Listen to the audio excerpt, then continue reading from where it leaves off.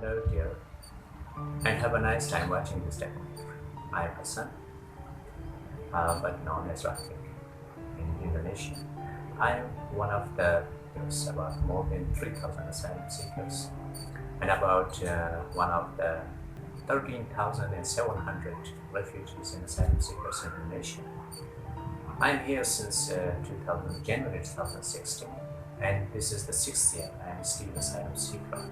I have not been interviewed, neither I got my refugee status, nor rejected. So I am living in this country, and this is an indefinite sentence that we suffer from. I have researched about the sentences that are given to the people around the world, to the criminals. So they are about 1 year, 2 years, 3 years, 5 years, or 10 years. Even for the people that who kill someone, they get only 15 or 14 years or 20 years. That's all. But unfortunately, the refugees here in Indonesia, they got doing nothing.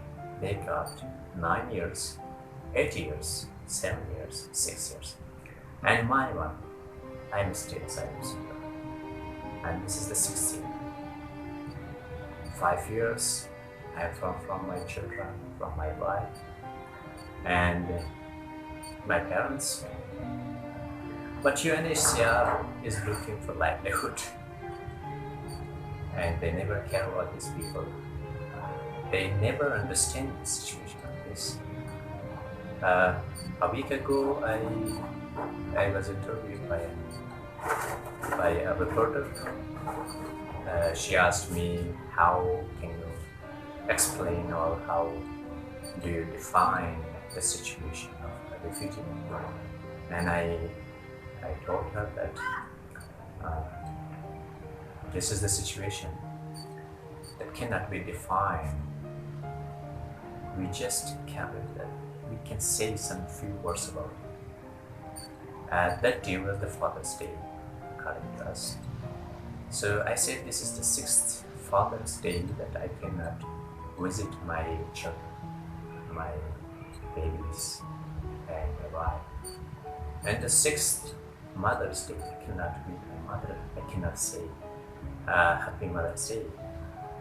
I cannot kiss her hands. And she cannot kiss me, she cannot embarrass me, I cannot embarrass my children. And for me, it was the 6th. And for the other children, the other people, refugees here in Indonesia, for them it is the 7th, the 8th, and the 9th, even for the 10th year they cannot move. So, since July 2019, we were moved to a building here by the help of government of Indonesia and UNHCR and other partners was involved. So we were left here, and this is about more than 1.5 years we are here. During this 1.5 years, I have collected some documents, some evidences, some pictures, some videos, some audios, some documents. I have collected them, and I applied for a refugee representative candidate in November 2019. And there is an annual election, refugee representative election is held by UNHCR and partners, CWCRs. So I am one of those people. But 52 people was accepted after they screened the candidates, and I took part in that election. So I'm talking about that election. I made this documentary, and I collected the documents, and I want to share those evidences, those pictures, photos, and these documents to you today. And in the future, I will talk about what UNHCR is doing about resettlement and also asylum seekers. Why don't they do something for them? And also assistance, have you taught them? But today I will share with you about the annual refugee representative election. And nowadays UNHCR and partners are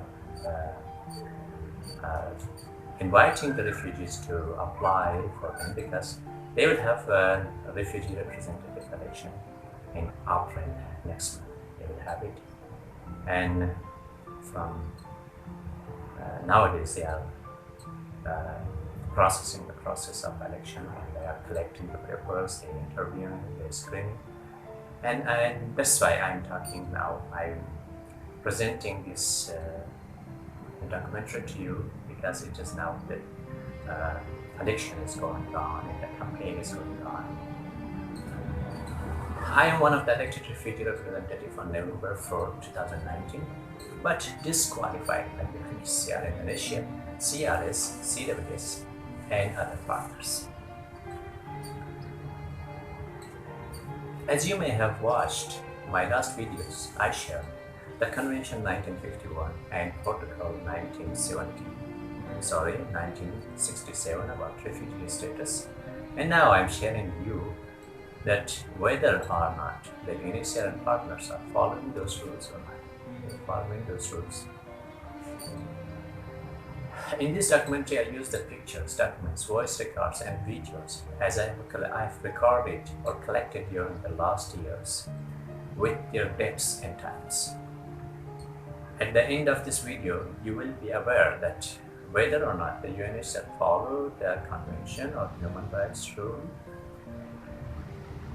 There are about 13,600 asylum seekers and refugees living in Indonesia since 2011, 2009, 12, 2013, 14, 15, and 16. In an uncertain situation, indefinite imprisonment that caused 12 people commit suicide, and tens of them died in any of the accommodation or hospitals due to mental or physical illness. But unfortunately, you can just find about 2 or 3 of them on the Google, not the others, because the medias are paid. Yes, they are silent. I've been interviewed many times by Al Jazeera, by someone else, but they never aired. It was not published. Because if they publish, you know. But why? Because the medias are ordered or paid not to reveal something about refugees in Indonesia. Even my free Twitter accounts were closed in 1 week. The last one was closed 2 days ago. I've shared them in my Facebook account, also in my Instagram.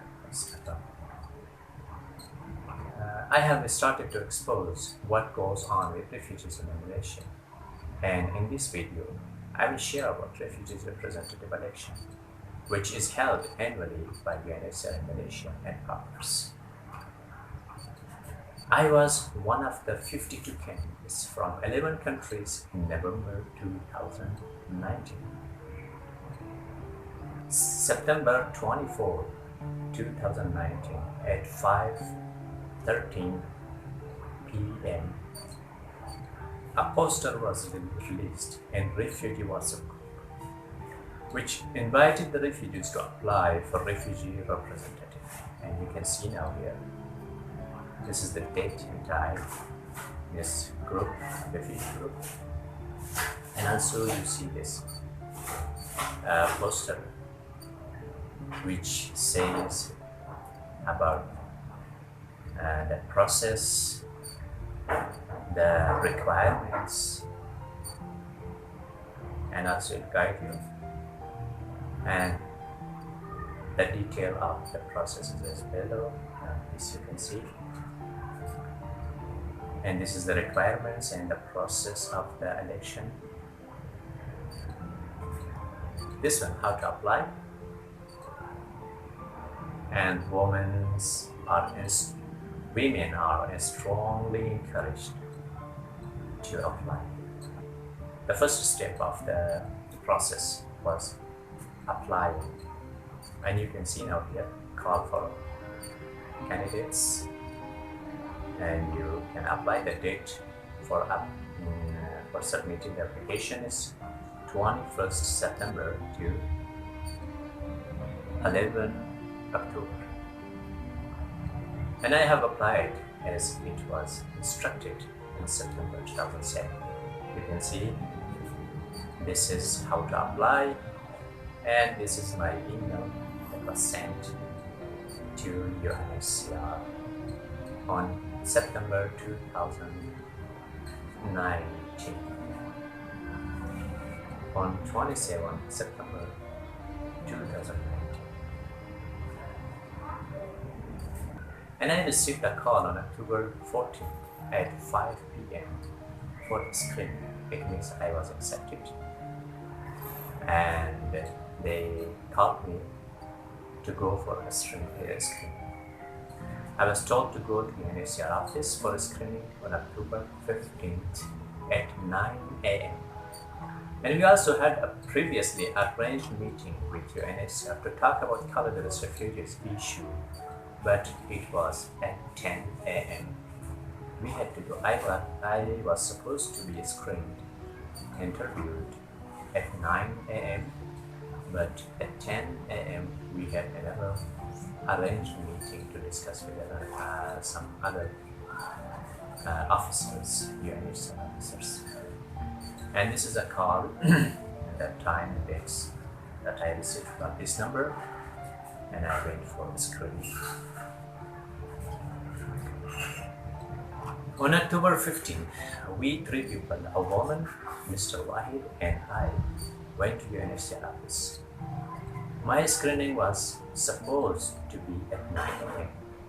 and we would discuss about Colorado's refugee issues with UNHCR officers Mr. Bob, Mr. Isa, and their interpreter at 10 o'clock. But the plan was changed, and we met the UNHCR officers before my screening. After our discussion, Mr. Bob gave me a copy of the text of Convention 1951 and Protocol 1967, an unofficial translation of Presidential Regulation number 125, the Presidential Regulation of the Government of Indonesia, which says about the refugee rights.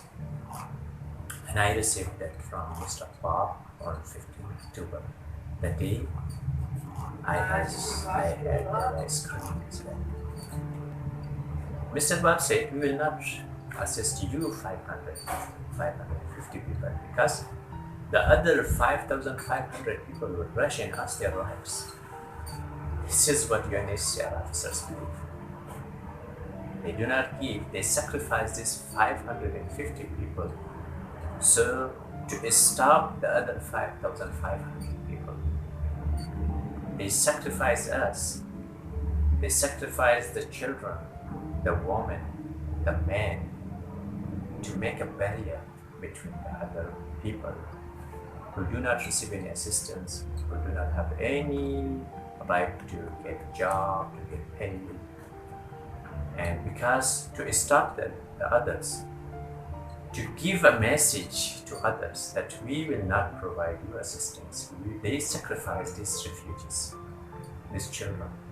There are about 45 children here. There are about 5 or 6 newborn babies. So they sacrifice us, and they clearly say that we will not assist you because all 5,500 refugees will rush and ask assistance. So I said, it is their right, and you have to provide all of them because you are employed to serve the refugees. You are here for refugees. UNHCR stands for the United Nations High Commission for Refugees. If you have this office, that's because of the refugees. As usual, we did not receive any positive reply and left the meeting. They called me back to talk more. I waited, but I haven't received any positive reply from them, and finally I left the meeting room. So when I left the meeting room, I came to the waiting area, and I was said by the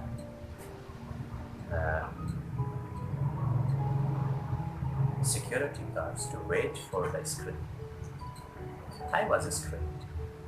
I was interviewed by 2 officers. And 25th October, and you can see this from this number. 25th October at 1:49 p.m.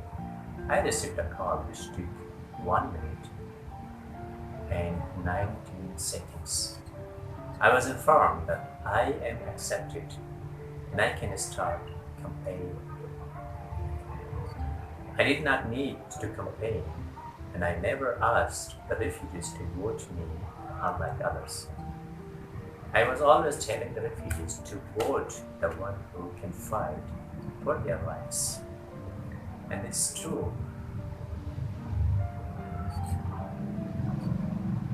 And this is the paper you can see now. This is the poster. It was published, and I was one of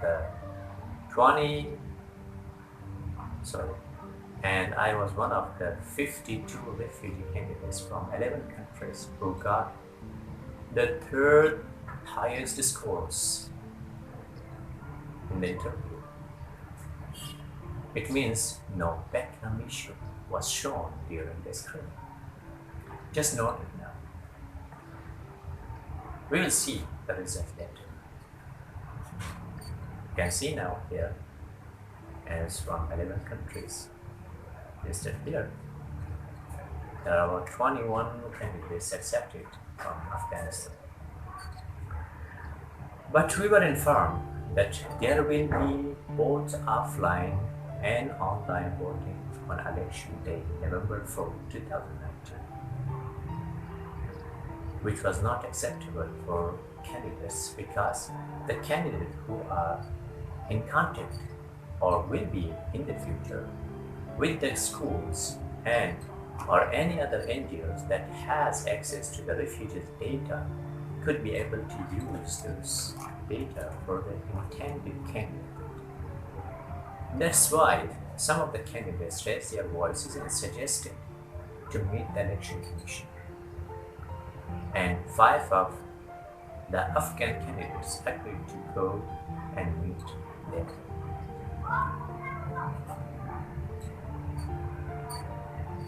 And October 29, we, the 5 people, this is refugee community group, we discussed, and one of those candidates made a letter. You can see this. He shared us in group. So he said we will give this letter to them, and this is concern about the due to the coming election, which is going to be held on 4 to 7 November 2019. We asked the security guards, we went here in front of the UNHCR office, and we asked the security guard from the UNHCR staffs. And here we are. After a few minutes of waiting, we were called to go in. The officer we met was Miss Ayu Widi Lesbury. You can see the picture here. And we raised our concerns about the transparency of the online voting. Online voting system is not safe. If you think about the refugees who may not be able to take part, then limit the online voting from 4 days to 1. Dear audience, The online voting system was open for 4 days from 4 November to 7 November, 4, 5, 6, and 7. The countries with more than 1.3 billion population, they closes their voting system in 1 day. But only about 1,000 refugee votes, and UNHCR with 3 partners, they let the online voting system be open for 4 days. What does it mean? You will see in the future. And we asked them to close it for 1 day, so it makes sense. The offline system was for 1 day. The online should be for 1 day too. And also we said that schools have access to the refugees' data, so they can vote.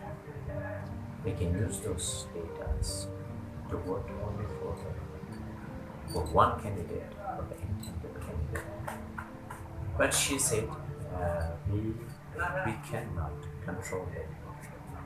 Despite admitting that they cannot have control, they let the online voting system be open for 4 days. What does this mean? What message can we get from this system? So finally she said that we'll try to create the app so that no one could vote from one device. It means one device, one vote. I told her that I can borrow 1 to 10 to 20 devices from my friends. I have one laptop and one mobile. I can vote too. There may be someone else too. There are people who can have 2, 3, but there are also people in one family that have only one device, but there are 3, 4, 5 voters. What should they do? But as always, UNHCR staffs do what they want. They never listen to refugees. They never count the refugees as hate. You will see in the future. So we left, and I wrote the result of the meeting for the community, for the refugee community in our group. And this was October 13, 2019, and we met on 29 October. So, and finally, without finding a solution to our concern, they led the refugees to the election day, November 4, 2019. But I raised my voice and tried to have an observer to observe the voting process. I got the chance to send my own observer, including 2 others from the rest of the candidates. And now you can see, this is November 2019, November 4, 2019. You can watch the video.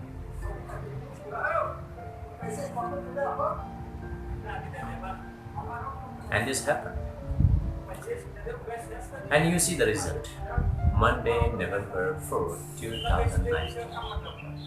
The offline voting was closed at 2:30 p.m. Thus, there is only 13 and something thousand refugees, because there is only 13.6 or 7,000 refugees in all Indonesia. There may be about 5 or 6 in Jakarta and Bogor and the cities close to Jakarta. But all of them will not take part, but there are children that are not eligible to vote. And the total vote was only about 1,200 or 1,100. 12 or 1,100 people voted at that time in whole our election. So, on Monday, November 4, 2019, the offline voting system was closed at 2:30 p.m., 2:30 p.m., and votes counting started. I was the late at 3:19 p.m. You can see now this picture. The first one, this is 43 words, this is mine. The second one is 35, this is a woman. And the third one is a man, Mr. Aliza. He got 10 votes, you can see now. But at the end of the counting, I got 99 offline votes. Everything was changed at that day. The third person who had 10 votes got 150. The second one, who had 35, got 139. And the first one, which was I had 43, but at the end of the day, my votes were 19. You can see that. So, we were complaining. We could not do something. We could not ask them. Even they didn't let us go in at that day. And they told the members of the election commission to wait for the final result, which will be announced after online voting will be counted.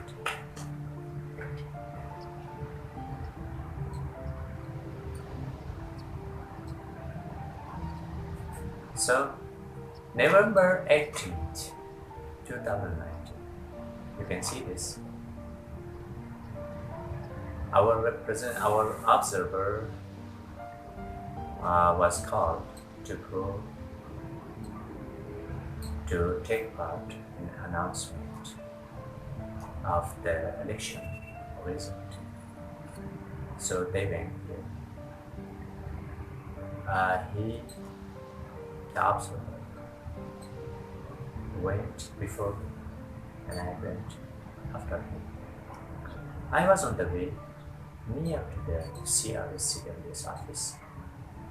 He sent me this message and also the pictures. You can see it is about 7:10 a.m. November 18, 2019. He says that there is something wrong. It is written in Persian.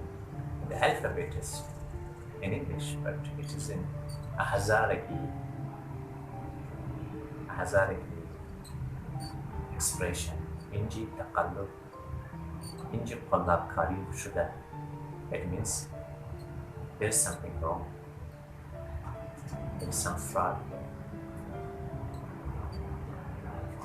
And you see here, look at the rating. The offline result is 99, mine. The online result is also 99. The interview result is 32.5 scores, which is the third highest score.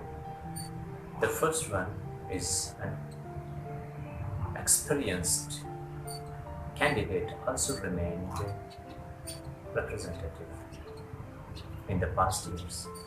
The second one is also an experienced who remained representative in the past years. The third one is my school. Among the new unexperienced candidates, I was with the highest score at the interview and the screening. Now see here. And the election commissioner, Miss Ayu, told the other election commission members that they disqualified me. They disqualified me because of the background issue. It means, according to them, I have committed some mistake. I have made some mistake, or I have committed crime, which causes me not to be eligible to be a refugee representative.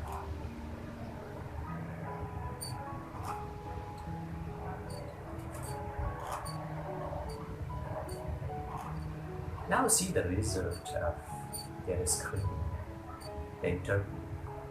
I got the third highest score. And it was on 15th October 2019. But in 18 November 2019, it means after 1 month into this, after 33 days, they disqualified me and said because of the background issue. It means I have committed crime from October 15 to November 18. During these 33 days, I have committed crime that causes me not to be eligible, to be disqualified, not to be accepted as refugee representative, despite having 231 votes. You can see that 6 others after me with 90, with 72 votes, they were accepted. But I was rejected, I was disqualified. Yes, they did it. And you can see now, this is the paper.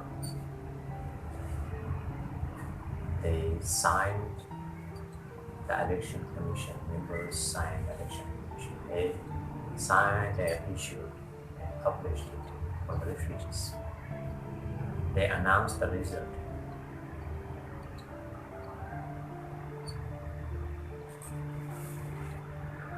So they did it. When they announced the result, adding to that, they blamed me that I am criminal, I have committed crime. I have made a mistake that caused me to be disqualified and not to be accepted as a refugee representative. They signed this announcement later, and they released it. They published it everywhere. After that, I asked the community, the refugee community, to oppose it because it is a human right violation. It is not only my right, it is the 400 refugees who voted me. And also, one human's right is equal to all humanity. Because my humanity is not limited to any border, any language, any gender, or any color. I raised my voice when someone was killed in America. I raised my voice when refugees were oppressed in Australia. I raised my voice when refugees were oppressed in Greece or Turkey, and anybody else. And if someone's right is violated, abused in America, in Africa, in Europe, in Australia, in Asia, I raise my voice. And my humanity is not limited to any border, any language, any religion, any meaning. For me, humanity is human. Human is human. Human being is human. And that's the same with me. So I asked the refugee community, and also I asked those accepted refugee representatives to oppose this injustice, to oppose this human rights abuse. And also, they did it. The refugee representative raised their voice and asked the UNHCR and partners not to do it. But they were blackmailed, they were warned, they were threatened if they don't sign this paper. What is that paper? The paper, here is the paper, rules and regulation of the refugee representative. Support UNHCR partners, support UNHCR partners, support UNHCR partners. It means refugees should support UNHCR. UNHCR was established to support refugees. They are employed to support the refugees. They get paid to serve the refugees, but they sign the paper on refugees to support back. They ask the refugees support. So they warn the refugee representatives that if you don't sign the paper, we will replace you with someone else. You can hear now, this is a voice record of one of those senior refugee representatives called Mehdi Alizada. It is in Persian, in Hazaragi, but you can see the translation below the picture. ما تا دبلی مسئله همزی برکنداری خلیل حمیدی و سکینه ما جا خودم شخصا جلسه برگزار کردم. گفتم که خلیل حمیدی که نه مردم رو میخواه و نه رای داشتک در رای عمومی او چطور نمایندهش، نه مثلا راتق چطور نماینده نشته طریقت تا دوستای امضا جمع گیره. یعنی که شما گفتین در اونجوری دستخط نگیرین در اون حساب چی؟ حساب از که امضا کدو؟ آره. امضا کدو ما اول دستخط نکردیم، بعد آخر گفتک جایشیم نفرمو میریم. باز ما گفتم اگه گبی زور باشم خب ما مردم عمر وقت مردم بگیم مردم میاد پشت دروازه پشت دروازه سازمان اون شما جواب مردم بدین همین گبی که ما گفتید. بعضی گبی که ما گفتیم در ادامه گب از ما وایی ده گفت صحیح است، شما هر گونه پیشنهاد را صحیح جامع گیرید میتونید در جلسات بعد از ما بگید، ما نظر دیگه باشه ممکنه بعضی موارد اضافه کنیم. شما فعلا امضا کنید. ما امضا کردیم. امضا کردیم.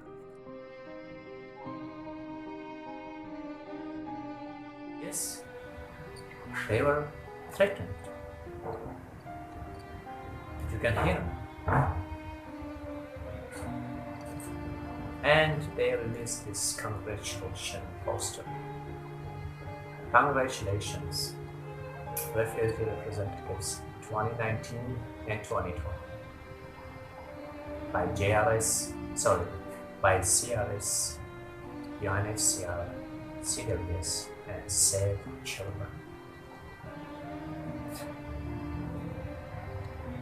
Yes. And what was the reason?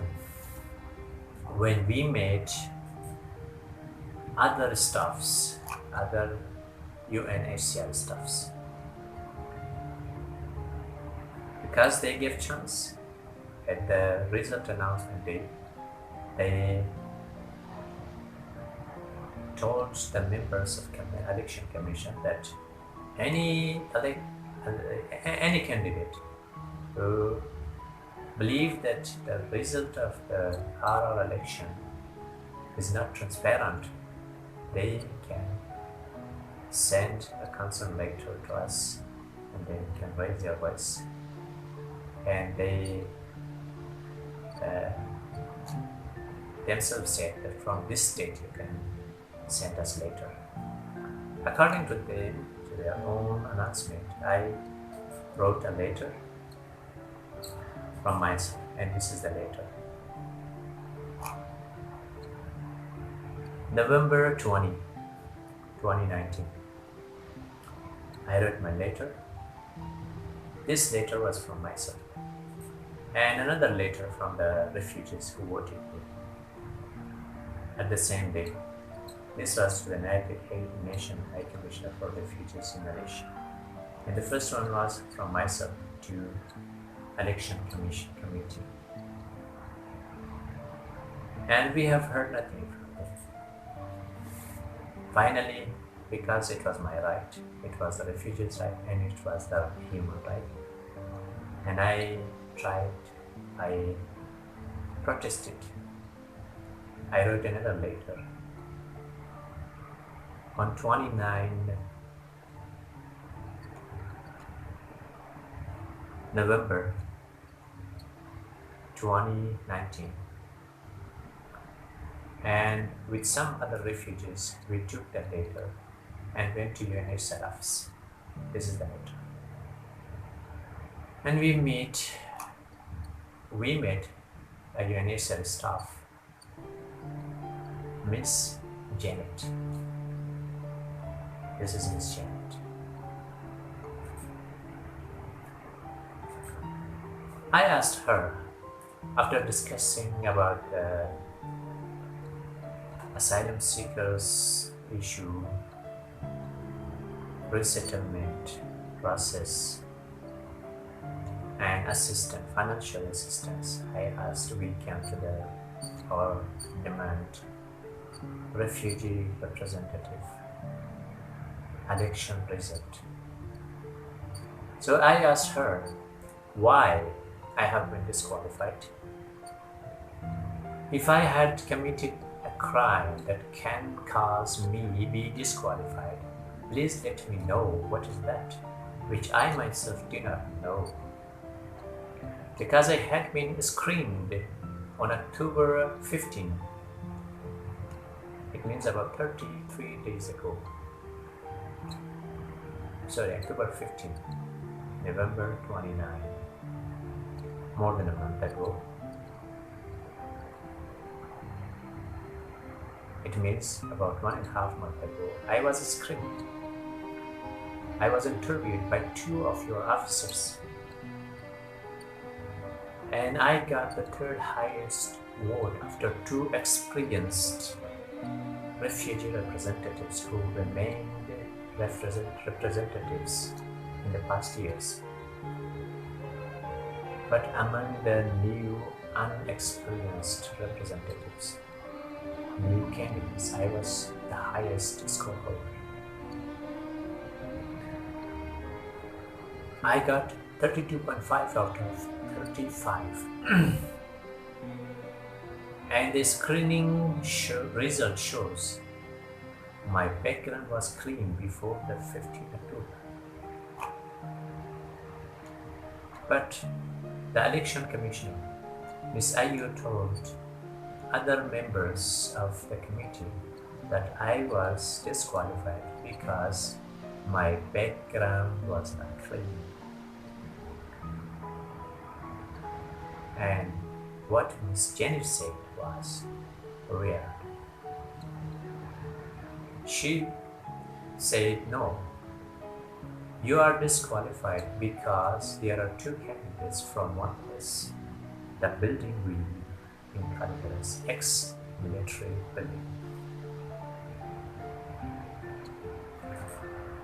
I asked who is the second one. She took a candidate's name that already left the building more than a month ago, and the UNHCR was aware of it. I smiled and asked, how can it be possible when you yourself have announced that person from somewhere else, but now you say she is from paradise? Now see here, it is that candidate who was accepted to be a refugee representative now. Area of living Chisarwa, which is about 100 kilometers away from here, from where we live. When I told her, she had and remained answerless. Yes, dear. They are the UNHCR staffs that should protect human rights. They have to respect human beings and democracy. They are the people who should teach others about the humanity, who should teach me the goodness, to be a good person, but they are teaching such lessons. Now let's see what happened next. Because it was my right, it was the refugees' right, and the refugees' right is equal to human right. I didn't let them go easily, pass easily. I sent another letter to police of Indonesia for a permission to have a demonstration. Before that, we were called to have a meeting. We accepted, we went there, and we met UNHCR staffs, including representatives from the government of Indonesia and one of the UNHCR staff was again Miss Janet. I asked the same question about our election result, but I have heard a different response, which was 100% weird to me again. Oh my God, who are these people? She said, you are disqualified because Grogol is close to California. I hang completely. Grogol and corridors. Now let's look at the map and compare it with the evidence she gave. This is corridors and this is Grogol. If we go by busway, it will take 1 hour and 21 minutes. 1 hour and 21 minutes. If we take car, it will take 38 minutes. It's about 13.2 kilometers away from each other, this place. They are two separate districts. But see here, let's look at this announcement paper. Congratulations poster. The first two is from one village. They are accepted from one village. Chisarwa Bogor. See here. Area of living Chisarwa Bogor. And the second two they are accepted from Tibet, and they are leaving Tibet. The distance between these two is around 1 to 3 kilometers.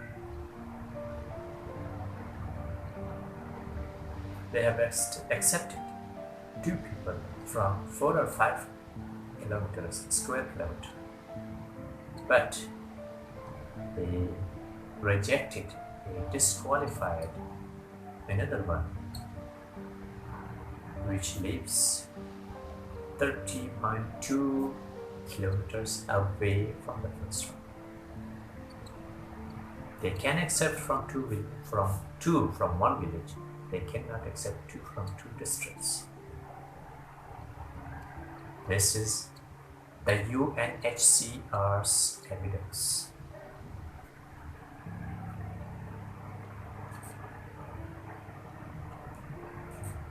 See here, 30.2 kilometers away from each other. Calderas and Gurukul.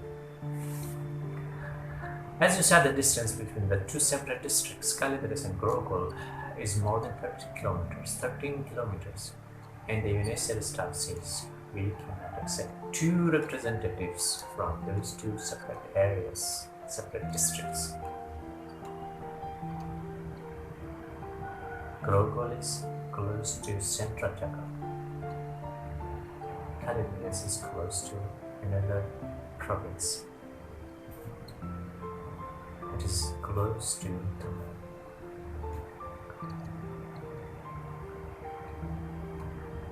This is called the United Nations Justice. The human rights protectors' respect towards human rights and democracy. So we try to protest, we try to raise our voice, and we got another chance to meet UNHCR staffs on 28 January 2020. We went to UNHCR office.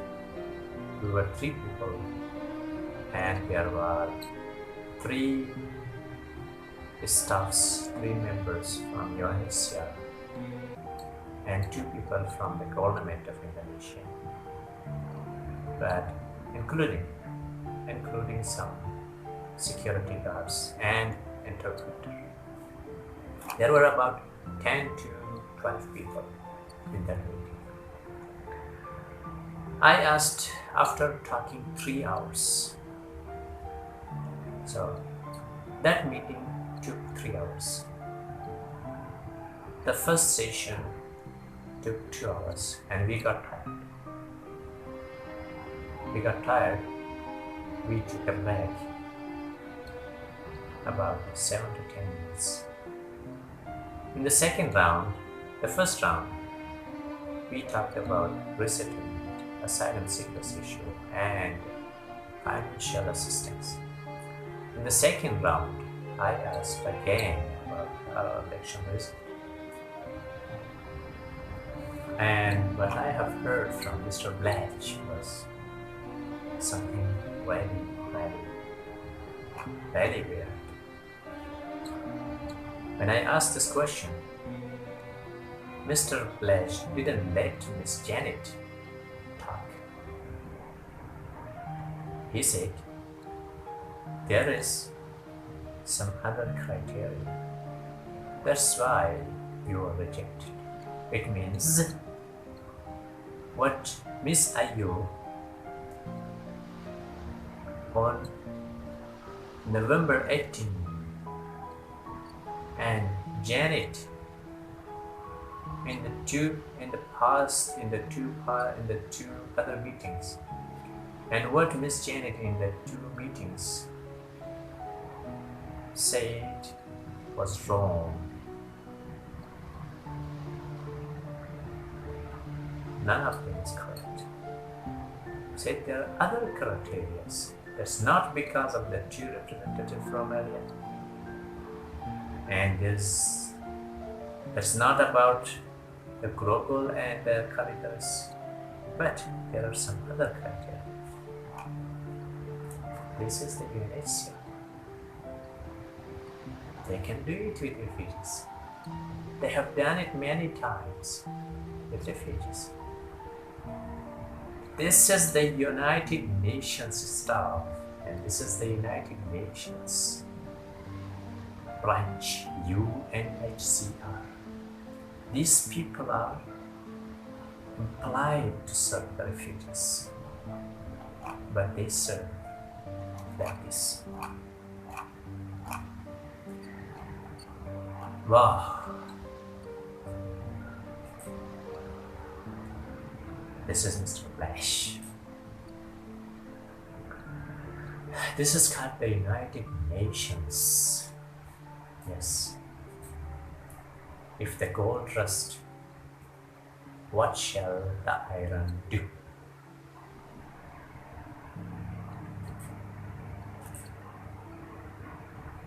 So, at the end of that meeting, Mr. Flash said, if you interact with us, I'll arrange a meeting with Miss Anne Maiman, the head of the UNHCR Indonesia and the representative of Central UNHCR in Indonesia. I agreed. And we were called on February 8, 2020. We met Miss Anne Maiman, and she is Miss Anne. February 8, we met her. I raised, after talking about resettlement, and because we had 4 demands: resettlement, financially assistance, asylum seekers interview status, also our relations with. So after talking, it took 1 hour, more than 1 hour, which we discussed. And I asked this question. She said that she apologized, but she said something else.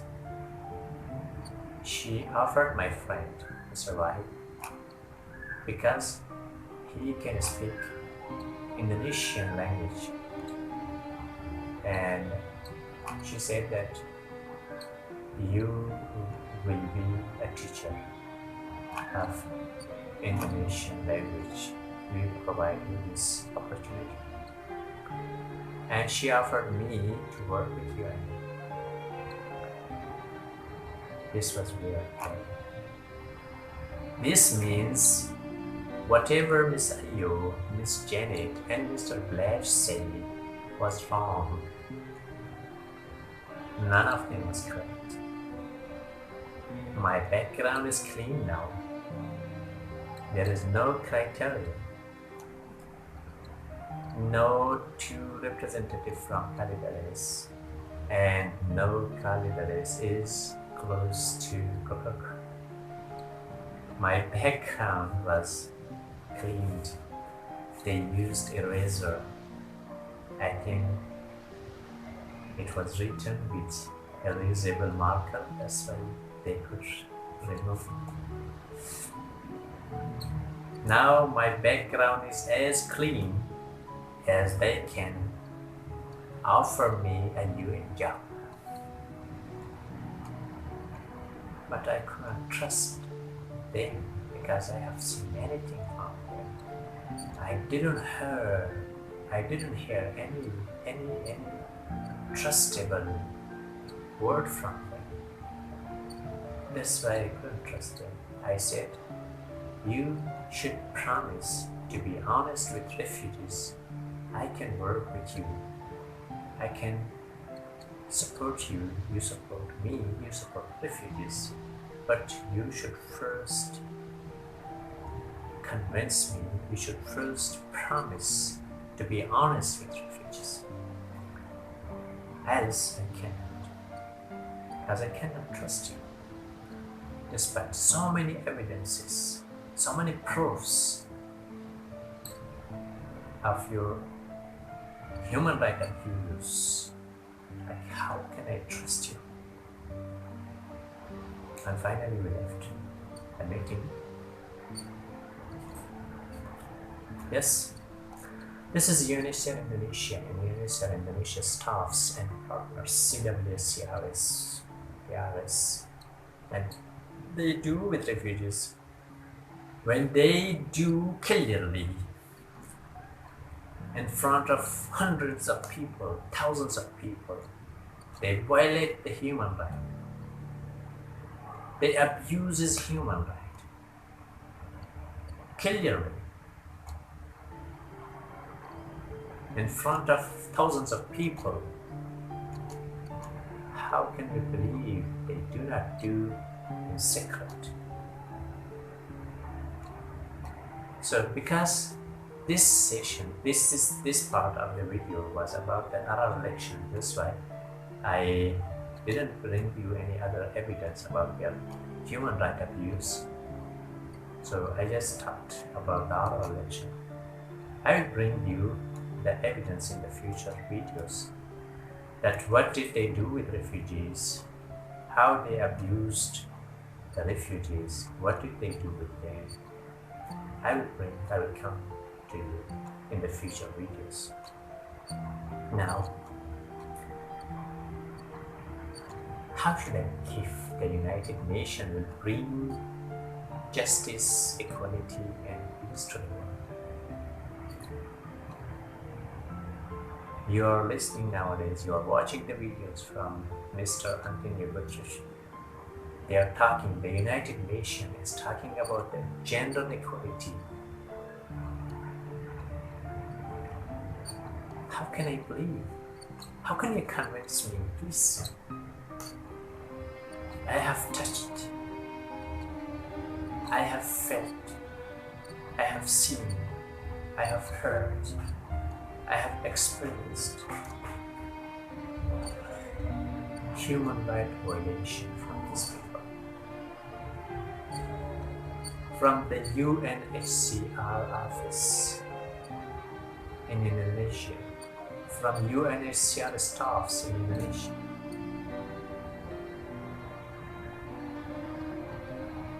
How can I trust them in the future? How can my next generation trust them? Now, through this video, I ask you guys join us to raise this poor people's voice, this forgotten refugees' voice. They are forgotten since 2011, 2012. Medias are silent. If something happens in European countries, the whole world will hear, will listen to them, because the medias are active there. But Indonesia is far away from those places. No human right, no judgment, no justice, no equality, nothing. You can see nothing.